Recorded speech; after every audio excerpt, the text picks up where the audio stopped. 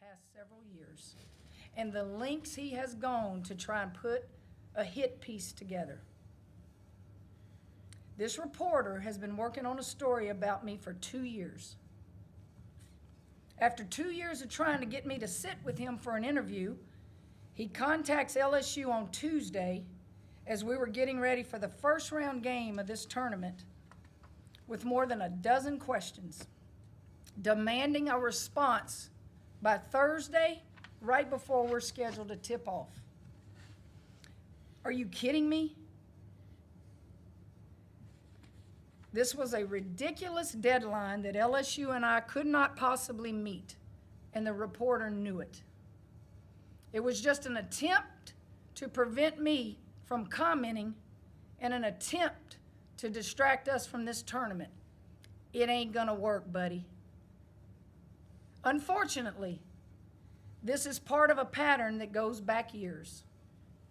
I told this reporter 2 years ago that I didn't appreciate the hit job he wrote on Brian Kelly, and that's why I wasn't going to do an interview with him.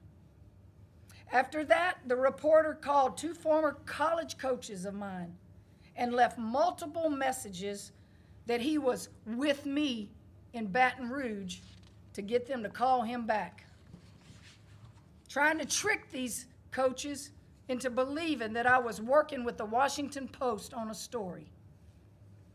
When my former coaches spoke to him and found out that I wasn't talking with the reporter, they were just distraught, and they felt completely misled. Former players have told me that the Washington Post has contacted them and offered to let them be anonymous in a story if they'll say negative things about me. The Washington Post has called former disgruntled players to get negative quotes to include in their story.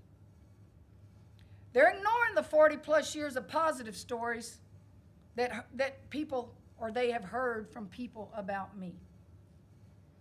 But you see, reporters who give a megaphone to a one-sided, embellished version of things aren't trying to tell the truth. They're trying to sell newspapers and feed the click machine. This is exactly why people don't trust journalists and the media anymore.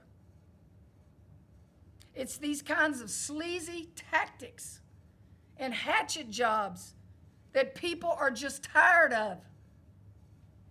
I'm fed up, and I'm not going to let the Washington Post attack this university, this awesome team of young women I have, or me without a fight.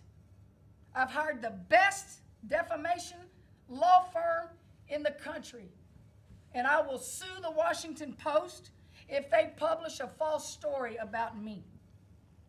Not many people are in a position to hold these kind of journalists accountable, but I am, and I'll do it.